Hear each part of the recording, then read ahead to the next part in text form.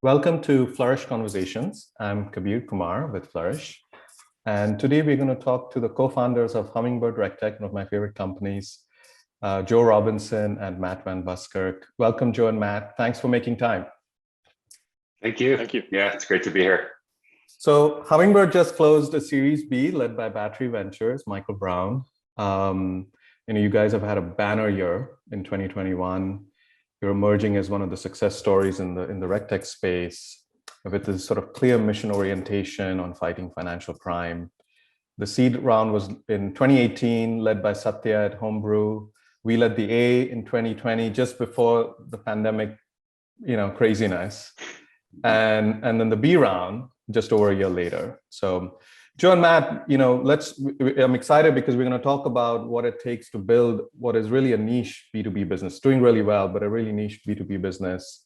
Your reflections, because you're sort of in the regulatory compliance layer on the broader fintech space and financial crime in particular, and then your future directions for the company. That sounds great. Yeah. So congrats again. Joe, tell us a bit about the round. It was somewhat preemptive. That's right. Yeah. No, it was a great round. We, as you mentioned, we just had an outstanding 2021. The whole year was great, from team growth to customer growth to revenue growth. At the board meeting in Q3, I think it was early September, we started to talk about when we might raise. And as these things happen, I think some word got out there, and we got some inbound interest from Battery Ventures and a few others, and met with the team at Battery. They shared some of the excitement about the space and the industry that our other investors like Flourish and Homebrew have shown over the years. And just were really excited about partnering with them and the rest of the syndicate to build out the company. We had a few other folks join the syndicate as well. Very pleased to have Flourish back in the round and Homebrew as well. And then I think throughout all of our rounds, we've been blessed with great angel investors and additional specialist investors, folks like William Hockey from co-founder of Plaid, invested in the Series B. We've had a number of other folks that are, key industry operators that really believed in the mission of the company and wanted to support the work on technology. FinVC, Designer Fund, TTV Capital. They just know the space super well, and it came together very quickly, which we're pleased with. Yeah, you have to either have sort of operational perspective in the fintech space to appreciate how critical this is, or have done this previously in the financial. It's you need that insight to be able to appreciate what we are building here. It's definitely an acquired taste, we like to say.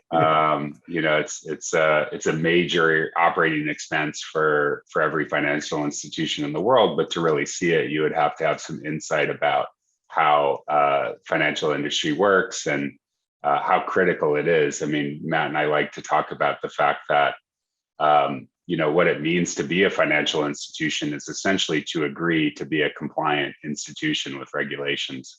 And so it's really kind of the bedrock of how a lot of these organizations function. So, Joe, you mentioned a banner year. I think it was 400% revenue growth, 50% customer growth.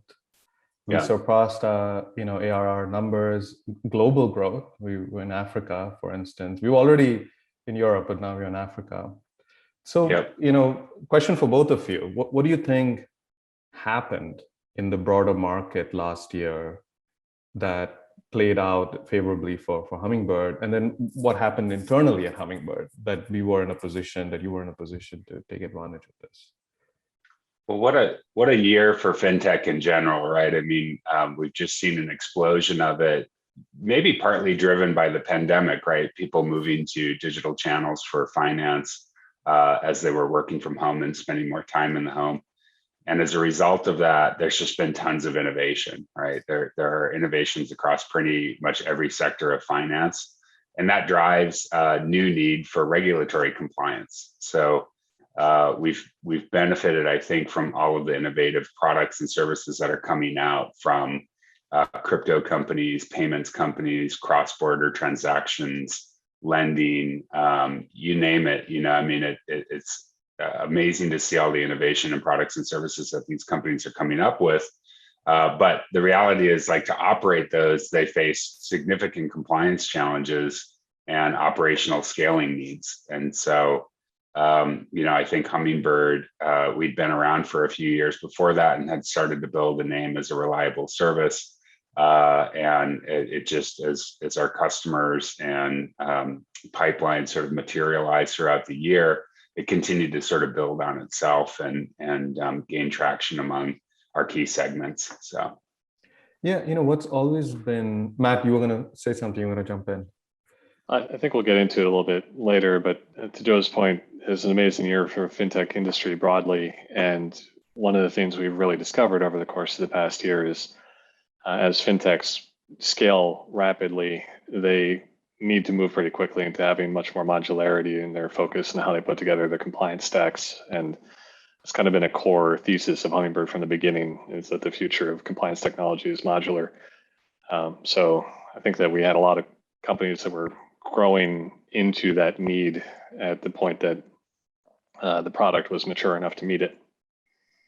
And Joe and Matt, what's been really interesting and exciting about Hummingbird, early stage company, as I mentioned earlier, the seed round was only in 2018, but you've always had really sort of marquee customers. There've been fintechs, but you've always had, meaningful, deep-pocketed customers. And it looked like this past year, we just built on that in a big way. Say a bit more, in terms of why that has been true for Hummingbird. Why is that significant in your sort of growth story? We think that the challenges faced by more sophisticated and higher growth and larger financial institutions are just different. They are trying to do things that haven't been seen before in the financial industry. They're sort of stretching the boundaries of what can be done, how quickly it can be done, how rapidly it can scale. And with that comes a really intense operational cost, right? They need to grow teams rapidly to do it. They need to keep up with casework and things like that in the compliance and risk functions. And so we just have been lucky. Matt and I formed a hypothesis around this before starting Hummingbird from our own experience as operators at a high growth cryptocurrency exchange, Circle. And we knew that other folks were probably going to be facing the same challenges. And sure enough, as the financial industry and the innovation in the industry have exploded, we just see more and more of that, right? We're seeing so much growth from some of our customers. And the growth comes with a lot of operating costs to maintain the processes and procedures required to be compliant. So yeah, it's kind of a natural cycle.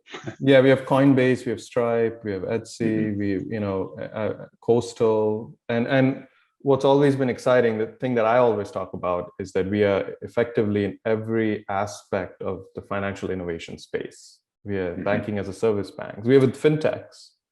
Front end, we are with banking as a service banks. We were and increasingly with crypto. And then also more established traditional financial sector and banking players. So that's very exciting. I think the sort of range of customers that Hummingbird has. You brought up the origins, Joe, and I wanted to ask both of you to sort of take a step back. And Matt, I think the idea of Hummingbird originated with you and Joe and others attempting to build these tools at Circle. Talk about what was hard then and what led to you to sort of saying, I want to do this and create this company. If you're an operator in the space, everything is hard, but it's especially hard if you're in a crypto company early in sort of the first wave of crypto maturing as a real business. So I was the first compliance hire, was tasked with building out the function. So when is this again? This is now early 2014. 20, yeah, exactly. Yeah. The And early wave of crypto. yeah, it was a lively time to be in that space. Mt. Gox had just happened. There was a lot of scrutiny on the entire sector. But I mean, as the sole compliance person there, you're tasked with building out the function. Obviously, you're going to have to leverage technology because a startup can't afford to go out and hire 400 analysts right off the bat, which is what a bank would do if they're trying to reach a comparable size of customer base. So we went out to the marketplace to look at vendors that existed out there and found that nothing really met our needs. And with my background as a regulator, I've been looking at technology providers in this space, and I never actually needed to use them. So got pretty rapid exposure to seeing that the vendors out there really didn't actually meet the needs of traditional financial institutions either. So the only way we could really build an effective function that would address all of the focus on us as the new crypto player out there, with every regulator and law enforcement agency in the world curious about what we were doing, was to basically leverage Joe's skill sets and the engineering team that Circle had, and build gradually a set of in-house capabilities that using kind of modular focus and plugging in a bunch of different vendors. I think Joe has in that process ran diligence on probably over 100 different vendors in the space to find the individual capabilities that we needed. But over the course of doing that for a couple of years, the focus was very much on building a bespoke anti-fraud and anti-money laundering monitoring capability. And we got to be very good at it. From the SAR alerting perspective, we were able to reduce our false positives by over 90%. And at the time we were also producing, I ended up training a number of law enforcement agencies and got some that we were filing a large proportion of all the SARs in the United States. You got some recognition from law enforcement at that time too, right? I remember that. Yeah, they asked us to come in and speak at several multi-agency conferences, and we were getting a lot of very positive feedback, kind of accolades for being willing to engage with them, which some crypto companies at that stage were sort of taking a different tack. But the origin from my perspective on Hummingbird, and Joe's kind of coming out from the technical side, was my compliance team. We were generating so many alerts. We had to run all the investigations and file suspicious activity reports, but we were basically only able to do that in Google Docs and spreadsheets. So we got to be very good at detecting things, but then people became the bottleneck. We started looking for solutions that could both ease that pain point and also improve the feedback loops between what the investigators were finding and the models that we had running. Found that there were no solutions out there, and it sort of seemed like a gap that really needed to be filled. And Joe, how much of that reality do you believe is still in place? I mean, this is going back 5-6 years ago, and you were on the front edge with Circle, truly the front edge at that point. Mm-hmm. How much do you think that's still the case? And this is a leading question because I know we talk about it all the time. Yeah. Almost all of it. Yeah, it's crazy. I mean, I actually far more, I think as you start out in entrepreneurship, you expect some navigation through learning and pivots and things like that. And Hummingbird has been incredibly consistent about what we do and what the hypothesis is. And it has taken some time to kind of, I think like we were early in sort of like leading a little bit of like an industry mindset around like the need for better design in these tool sets. But it's catching on and I think resetting some of those expectations as well as we go. So yeah, it's been a neat journey. I remember one of the original ideas was this concept of sort of visualizing all the data in a suspicious activity report, because it was these static, and I think it was only in 2012 that it became, or 2013 that it became a fillable PDF, if I'm not mistaken. So, that was the front edge for like reporting to your regulator in one of the more advanced countries. I mean, in the rest of the world, on this stuff, on the rest of the world, we still are, doing paper filings, or regulators would show up on site to get data, a very different reality. So there was this vision of like, can we kind of free this data and visualize it? How much of that vision has come true, Joe and Matt, on that front? Mm-hmm. A lot of it. I think, the suspicious activity reports are a topic that we're just fascinated by. Conceptually, they're the communication channel between the industry and law enforcement on financial crime. And you think about, All if over you the step world, out of, yeah, globally, all over the world, every right? Yeah. jurisdiction. Yeah, exactly. Yeah. North Korea. The high level process is that financial institutions monitor the activity of their customers for bad or illegal behavior, and then investigate potential alerts, create these reports, and send them to law enforcement for consumption, evidence, follow up, prosecution, and so yes, it's a PDF document. Yes, it's a piece of text, but it's also just like a really fascinating piece of communication in society. And, I think Matt and I and most of the industry would agree it could be better. Today, there's a lot of what we call internally signal loss, where the investigating institution probably has a very rich view of the activity that includes, geographies and maps and photos and, data visualizations and things like that. But the report itself is a text-based summary that, reads a lot like an 8th grade book report or something like that. And so the medium through which the communication happens is just like very limiting. We have made it a lot easier on the investigating side to organize and share views of what's happening, what the crime is across the team. And we're encouraged by early movement to, involve law enforcement in those investigations as well and provide some of the same tools. But there's still a long way to go, and it's something we're still very excited to work on. So. And you were early in building this sort of API-based secure pipe, I would call it, to the regulator in multiple jurisdictions, which is sort of the foundation of getting this information out to the regulator.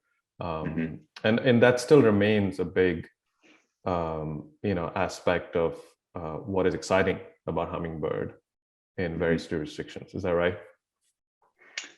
It is, and I think there's some really neat initiatives at the sort of multinational level. There are some organizing bodies, including the United Nations, provides a toolkit to governments for better enforcement of financial crime. It's fascinating stuff. There's a lot of people doing good work in this area and trying to improve the communication, but it's a slow process for technologists. I think it's a sensitive topic area. It's one where there's a lot of stakeholders and politics involved. It doesn't move at the pace of what we would consider, to be fast in other areas of technology, but there's a lot of progress and effort, and we're really encouraged by that. Yeah, this is the other thing I wanted to ask you. Overall, do you think the Regtech space is it speeding up? Is it sort of moving forward, but at the pace as you were intimating, at a sort of slow pace? There's innovation, but it's just not in the way we are accustomed to in other aspects of our lives. How would you characterize, and for both of you, the evolution of this space and the broader innovation that's happening? I think there's a generational shift in Regtech that's happening. We've had, so as Joe alluded to, there's a lot of structural challenges that we all face in this space. Like the reason why there's a PDF form as the sort of default filing system in the United States is that they were not able to completely replace the underlying database infrastructure in 2012. They were constrained to some COBOL technologies and things. So a lot of Regtech that has existed over the course of sort of the last, if you go back to the Patriot Act, creating a bunch of sort of new wave of AML companies that maybe is the first generation of Regtech. It is very much a Band-Aid on top of old ways of doing things. A lot of the expectations were based on the assumption that people would be doing the work manually. They'd be filling out paper forms, mailing them into places. And to the extent that technology was applied to it, is trying to add some automation and streamlining to the paper-based processes. I think what we're really seeing now is an acknowledgement, particularly post-COVID and I've been using the Winston Churchill quote quite a bit that no one knows who's swimming naked until the tide goes out. COVID exposed a lot of structural. I always thought that was Warren Buffett. I didn't know that was Warren Buffett quoting Winston Churchill. But okay, I think it's Warren Buffett quoting Winston Churchill. All I right. could be wrong. Okay, Don't quote me. Okay. But the COVID just showed how broken a lot of the underlying infrastructure was. It just could not handle the volumes and the shift in the way people are operating. So there's more openness to new models. And I think there's a new generation of Regtech companies that are sort of saying, okay, well, we know what we need to do from the regulatory expectation side of things. We need to be stopping financial crime. We need to be protecting consumers. How can we achieve those goals using technology in new ways that are not constrained to the old processes? So I'm very excited for the sector as a whole for that reason. Joe, you were saying a bit earlier, and we talk about this too often, that the sort of how challenging it is, and that the politics involved, the rules involved, the slowness, this sort of general slowness in building the space. And you've tried to, for Hummingbird, navigate these challenges quite successfully, if I might add. Talk a bit more of the challenges and how, of building up this kind of a niche Regtech business and how you've overcome those challenges, or you think you have overcome those challenges. Yeah. I hope so. Yeah. Exactly. No, I think, it's a different business, and it's not that it's not necessarily that we think it's slow. In fact, I think Hummingbirds moved very quickly for the industry that it's in. Yeah. And it's one where, the VC industry has a lot of built up expectations around SaaS companies and SaaS metrics and progress and use of capital and things like that. Many of those things which we've learned about. But as you know, Kabir, we've needed patient investors that understand the space and the challenges of selling to enterprise. And I think everything, but we are very consistent with those SaaS metrics. Is what I don't know if you were going to say that. But we have tracked pretty strongly with those overall metrics. Oh yeah, absolutely. But maybe just on a slightly different time scale. But not to say it's been slow. Again, like I think actually the market is really evolving now. What are the challenges of building a Regtech business? I think first is it's a systemically important issue and practice area that affects society. And so the 0 to 1 and the confidence required to get that first customer was just incredibly hard. I was went into it, I was like, it's probably going to be challenging. And then it was far more challenging than I thought. I remember that. And I think the thing is the buyer has to trust, right? The burden of trust for the buyer and the downside if the software fails is large. So establishing that trust and the confidence and building on that have been critical things for us as we've grown. And then once you do establish that, the buyers talk to each other, right? And they trust each other a lot. Yep. Because they're in this shared space, and that also has a huge impact. These are highly trained, specialized professional certifications that compliance professionals have, and so it's a small network. It's a career. People go into the compliance industry and they spend their career in it. You never stop learning in it. You never know it all. It's an incredibly broad practice area. And so, that network is very small. A lot of compliance folks know each other and share openly because they're all pursuing the same mission of fighting financial crime. And so you don't see some of the silos or competitive barriers that you would see in other practice areas. All of that results in an incredibly word of mouth driven sale and reputation. And so. What advice would you give someone wanting to start a Regtech business today? So specifically in Regtech, but also generally of a niche B2B business, what advice would you give them?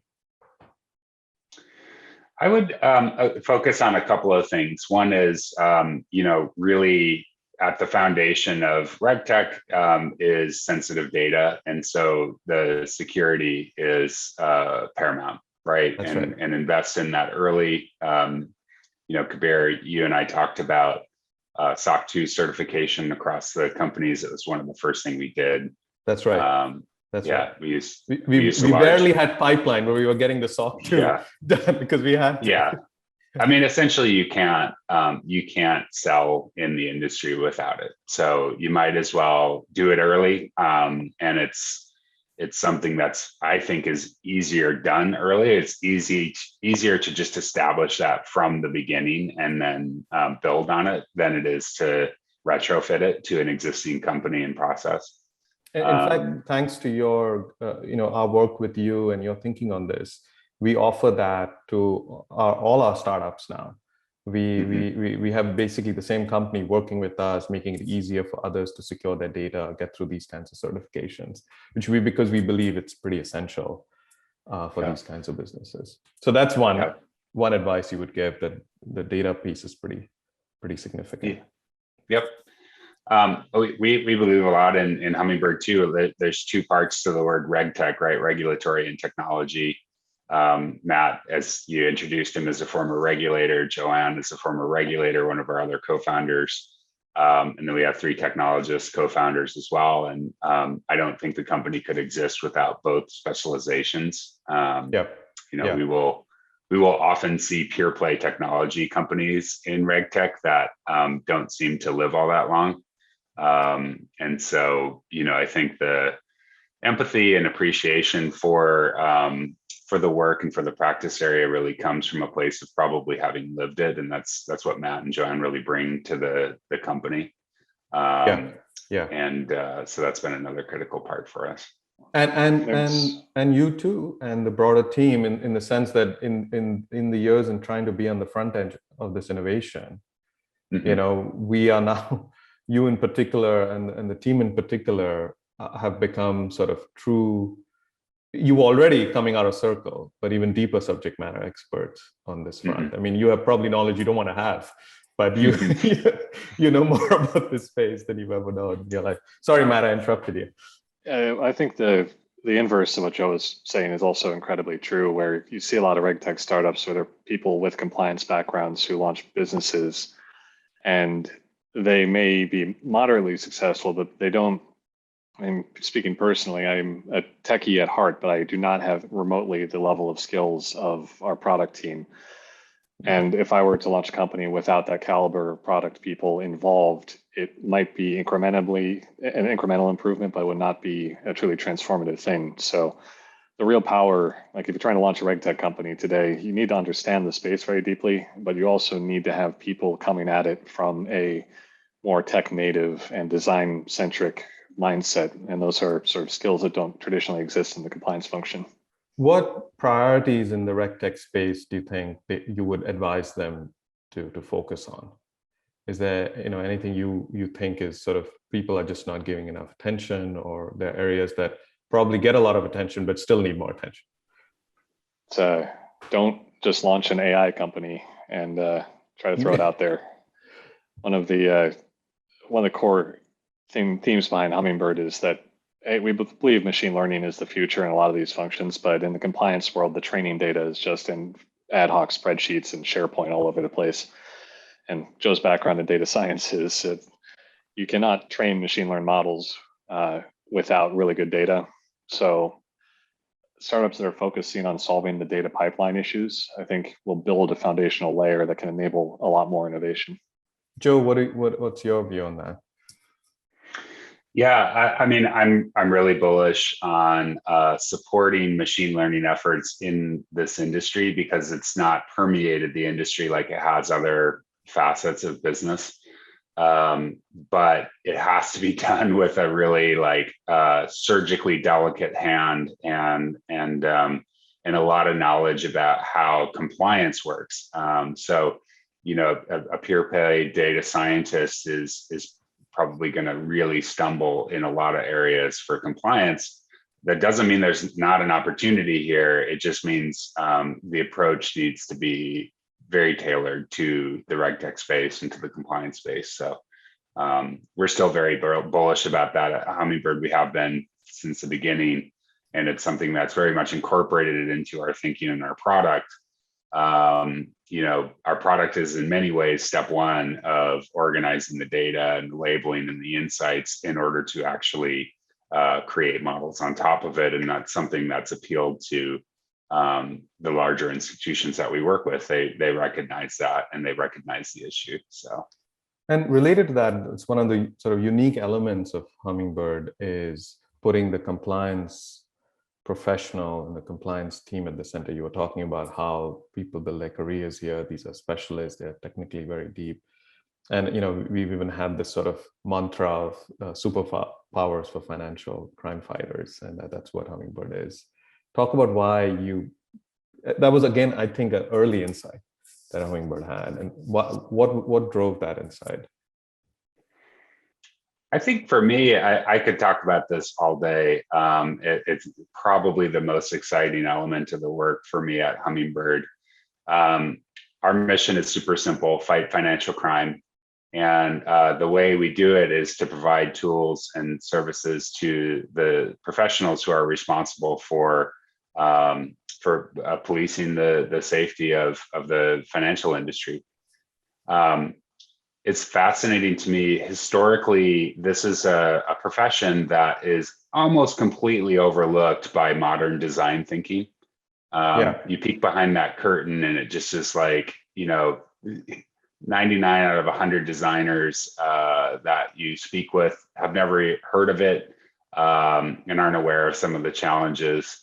And historically, in the practice area within the financial institution, even if it's a very tech-forward institution, they don't get the resources. They don't get engineering or design resources to invest in those tools because it's not that company's primary business, right? Their business is offering financial products and services. So, I came out of some very design-forward companies. I was at Square for about 3 years as a product manager.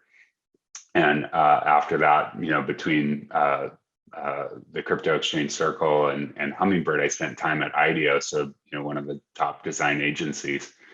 And I was just so I was so appreciative of Matt to helping me discover the opportunity to serve this sort of heroic figure and profession with better design. That had almost been completely untouched by the design profession for the last 30 years.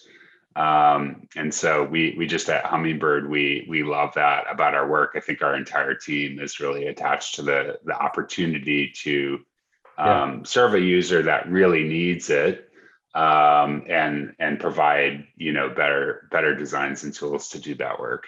I think it's also kind of funny to hear customers say like how beautiful. I think someone I remember someone telling me the product is really beautiful. I was like, are you in compliance? What are you talking about? And it matters, right? If you're doing serious work with a tool that is sort of very essential to your work, and as you said, very fundamental, very systemically important. So why shortchange on that experience? So I appreciate that thinking. That's another unique thing. Oh, go ahead, Matt. I would say, go ahead, Matt. My call last year was with a national financial company, and their head of compliance said that we were the first platform they'd ever seen that actually seemed like they understood their daily lives. And I think that is purely based off of this sort of the user design focus that Joe and the product team are kind of bringing to the table here. The other interesting thing I think that Hummingbird has done differently, and this speaks to what you were saying, Joe, that you need this combination of the reg and the tech. This plays out even in the sales, approach that you've taken, where you're pairing sales with technical expertise. You've told me how you've been yourself with the sales lead on certain calls, how important that is. Talk a bit about that, and then these unique elements, the design focus, the sort of putting the buyer, this compliance professional at the center, the smarts around machine learning, this unique sales approach. arguably these could be advice you would give to any B2B, niche B2B, business potentially. These are kind of key, unique differentiating elements. I don't know if you would agree with that. But talk about the sales approach and then what advice you might give to someone in a more niche B2B place. Yeah, I think in terms of what you're referencing there, our sales process, and I think probably for B2B in general, but in particular for B2B, where it's really a critical practice area and you're sort of inserting the technology into a critical workflow. Yeah. It is difficult to overstate the amount of trust required for that buyer to actually make that decision. It's a major commitment for them. Frankly, we're not a low dollar ticket item, but we're worth every penny. And I think helping that buyer gain the confidence in order to pull the trigger on a relationship is really a matter of trust and understanding and empathy. They have to be convinced that we understand their practice area and their pain points, and that we will deliver on the things that we say we will. I think that's another critical B2B, sales thing is a lot of companies out there oversell, right? And I'm sure there have been times in the past where we're guilty of it as well, but we really actively try not to oversell and try to set the buyer's expectations with the reality of what using the platform will be. And then we lean on our product to be all that it says it will be, right? We try to do the things that we do very well, rather than trying to go, super broadly across every practice area and every niche and be an all-in-one solution, which I think is really kind of a mismatch with the needs of this industry. So what's on the roadmap now for Hummingbird? Next 12 months, next 18 months. I know a lot of hiring. But what are the big sort of markers of the short-term vision right now for us? I feel like I should make a joke about NFTs here, but I'll resist. NFTs. we could take one of the original SAR PDFs, and make it into a NFT or something like that. Well, yeah, I mean, no joke to any NFT company, listening. We can help with your compliance. Absolutely. So we absolutely work with the top crypto companies and are happy to do that. I think as we have grown and learned, we are continuously improving. I'm not ever going to say that like the product is perfect and the design is perfect. If anything, our early work on design has now given us the opportunity to learn from the great institutions that we work with, and we know now how to improve it even more. And so, a very exciting initiative for us is we are, announcing and launching soon a redesign of the investigation flow, and it's based on everything we've learned from the great customers that we work with. I think Matt and I, knowing the industry and knowing the company and the other technologies in the space, are pretty bullish that it's actually going to set a new bar for the way financial crime investigations are done. And there's a lot to actually ship there and release, but early tests and early usage are super promising, and we're just going to continue to work with customers and refine that and make sure that we're the best platform for doing that work. Matt, what were you going to say about that? Yeah, I'm very excited by the redesign Joe's mentioning here, and in the point of the people using our platform. Traditionally, they get involved in these roles because they're motivated intrinsically by the fighting financial crime, protecting people, that type of thing. And they get gradually kind of just buried under repetitive, low-value tasks. 90% of their time is spent copying and pasting data from system to system before I can even take a look and figure out what's going on. Our platform, the redesign of it is really going to be logically focused around the investigators, like how they go in and pull complex patterns apart. I think we both can make their lives a lot easier, hopefully make their jobs more fun. And then also, I think that this is going to be our first step to really making a meaningful impact on the quality of information being fed to law enforcement. because our customers will now be able to spend the interface with government effectively. Yeah. Yeah, and the investigators will be spending a lot more of their time invested in unraveling very complex patterns, which will help them keep on top of sort of the rapidly evolving criminal world. So Hummingbird is serving some of the biggest, if not the top 2 or 3 largest crypto exchanges. You are serving, BaaS banks, some of the top BaaS banks in the US. You are in the fintech space. I mentioned traditional players. You are in different markets. So I have to ask you, because, and as you said, Joe, you're in the sort of systemically important layer. Where do you think the broader financial innovation space will be in a year from now? I mean, none of us really can make meaningful predictions in this reality that we are living in. But what's the perspective have you formed? Where are we going? What would be one prediction you might make, both of you, that perhaps will surprise people about this space? Joe? Yeah, deep question. You can say pass, pass. Yeah. We say popcorn to pass the mic. Exactly, popcorn Matt. Yeah. I think I'm super excited about the continued introduction of crypto to different areas of the market and different use cases there. Of course, there's all the activity around NFTs and Web3, but I think at the same time, we want to recognize the efforts of some of the central banks around the world that are working on central bank digital currencies and the modernization of the infrastructure there. It's incredible work. It's a lot of opportunity. It's going to reduce financial crime. There's a lot of promise to those technologies, and it's one where I think it probably doesn't get enough attention. So I'm going to call it out here. I think some of that work and some of the things going on are what I'm most excited about. It's not so much a prediction as a personal vote for folks to look into that. So I share your excitement on that front for sure, as you know.